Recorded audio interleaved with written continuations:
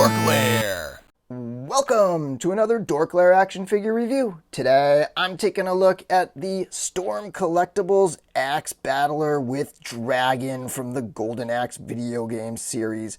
Such a classic game and just a really great representation of this wild, massive barbarian guy and his dragon mount.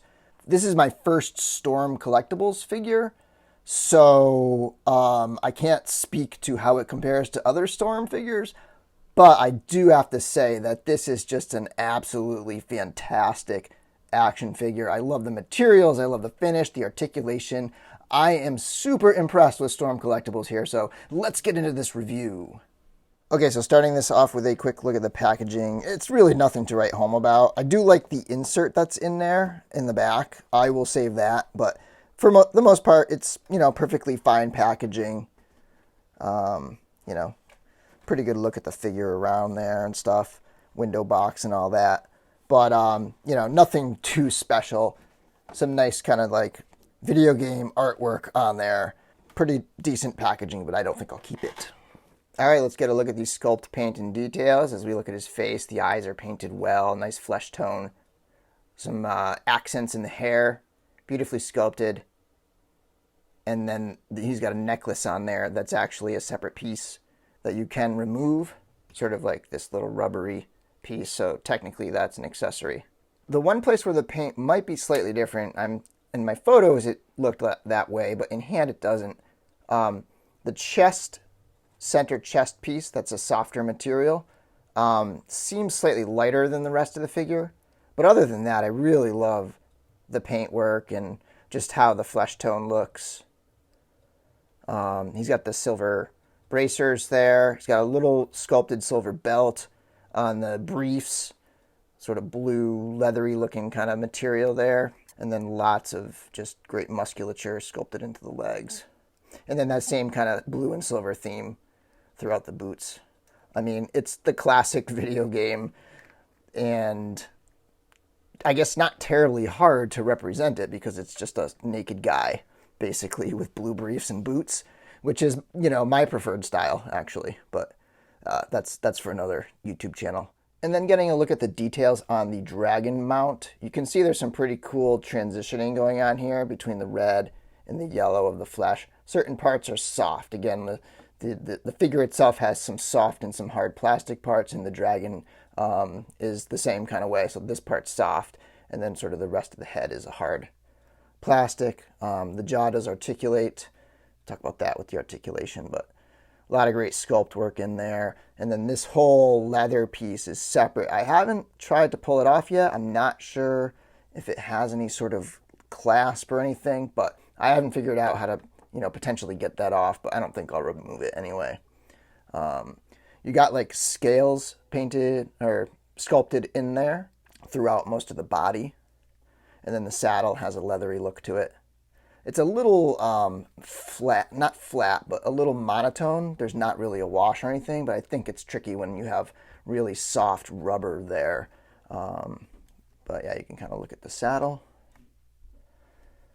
And then there's some definite black wash shading going on throughout the scaled part of the red. And then you got the underbelly here. So really just great looking figures. And I'm going to have a lot of fun putting various figures onto this mount. For accessories, in addition to the fists already on him, he's got two gripping hands. He's got two wide open hands. And then he's got two sort of half gripping, half gesturing type hands. Comes with a very detailed sword. Beautiful looking sword over here. Love it. And then he's got a second head sculpt. That's a grinning head sculpt. I don't know. I don't really love this head sculpt. Just the way the mouth is, it looks like one of those videos where like somebody's blowing a massive wind into your face and like your teeth, your mouth is opening unnaturally, like that kind of thing. I don't know. It looks a little weird to me, but it's overall it's well done. It's just a weird expression. Finally, it comes with the dragon attack, the fireball. There is a peg hole. It's hard to see in the video. Let's see if I can find it. There's a peg hole right there. And I have a Tamashi stand, which is a little bigger than the peg hole, but this thing's kind of soft, so you can force it on there. So if you have a Tamashi stand, you can put the fireball piece on there. You just have to stretch the hole out a little bit to put it in there. And that's got some nice kind of shaded transition with a translucent plastic. All right, let's bring a few other figures in here to look at the size. The question most people are going to wonder, if you haven't seen pictures already, is the scale. So this guy is much bigger than a 1.0 type Mythic Legions figure. So he's almost like a half giant, or sort of like in between the 1.0 scale and the ogre scale. So this is the ogre scale figure right here. So he's kind of like halfway between these two guys in terms of his size. This, by the way, is my custom orc that I did. This is a purpler. You can actually see right here, purple joint. But that's my purpler that I repainted. That's not a standard orc. And then, so another figure that we can kind of look at is the combatants from X-Ray's Toys. X-Ray Toys. Combatants Fight for Glory Gladiators. And again, these are closer to the size of the 1.0 Mythic Legions. So the Axe Battler is pretty much like a sort of like a mid-range in between the 1.0 and the ogre scale. This is a Kylo Ren movie realization Tamashii Nations figure. So again, a lot bigger than those other lines. But yeah, so he's kind of in between when it comes to Mythic Legions. He's like a half giant or something like that. And then just so that you can get a look at how a Mythic Legions figure sort of scales on there, 1.0 Atlas the Conqueror on the dragon. I do very much like the articulation on the Axe Battler. The head's on a ball joint at the top there, so you can twist it around quite a bit. Not a ton of motion in the neck, really. You get a little sort of weird movement because of the softness of the body, but overall the head moves okay. The rest of the figure, though, has some incredible articulation. You have these butterfly joints in the shoulders. You have a twist at the top of the bicep. You have a double jointed elbow. And then you have a twist and hinge at the wrist. Shoulders can swing up quite a bit, and they can come across the front this much. And so you can see the butterfly there. And then there's a ball joint at the top of the torso, so you can crunch forward quite a bit. Of course, you're going to get this massive gap. You can even see the articulation scheme in there when you crunch him forward.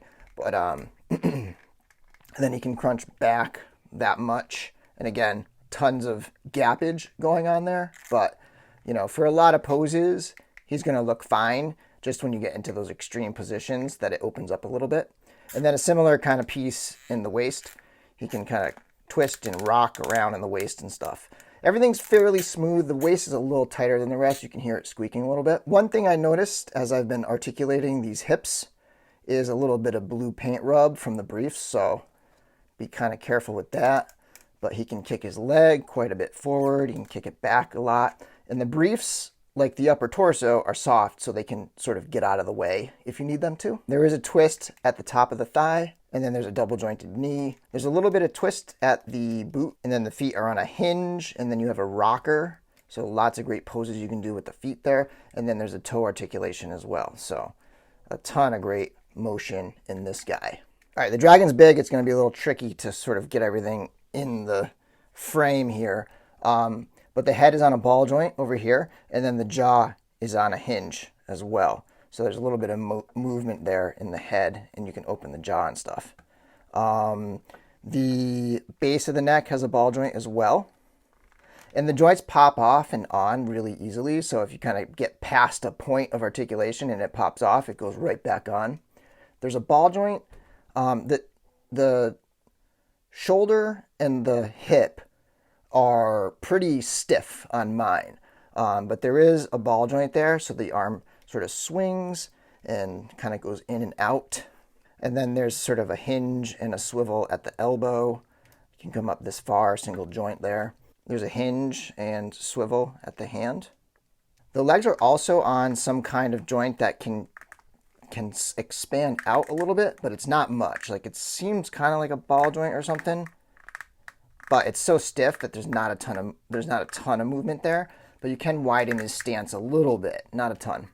And of course they hinge back and forth, and then the knee has an articulation point. There's not really much of a twist there. And then the feet can twist at the top of the foot, and then they can hinge up and down like this. And then there's a toe articulation. And then the tail has a ball joint as well, so you can kind of move it side to side, swivel it up and down as well. And as you saw at the beginning of the video, he will stand without having to tripod him onto the tail. But if you want, you can get that extra stability by having him stand on the tail too. So there's a few good options in terms of stability, getting him to stand up. So yeah, so overall, I am super impressed with this figure. I love it. I know a lot of people are sort of like annoyed that Storm Collectibles are so much bigger than like Mythic Legions and stuff, but I, for one, do not mind in the least. I don't care. Like, he's going to be in between my Ogre scale figure and my 1.0 figure. Like, he's just a different race. He's like a half giant. One of the books I like to read is the Steven Erikson Malazan books, and there are people of every single kinds of heights and stuff. So it's a fantasy world. I love having just a variety of different characters, and this one I think is a great addition. Thanks for watching my video. Don't forget to follow me on Instagram at the DorkLair, and until next time, may the force be with you.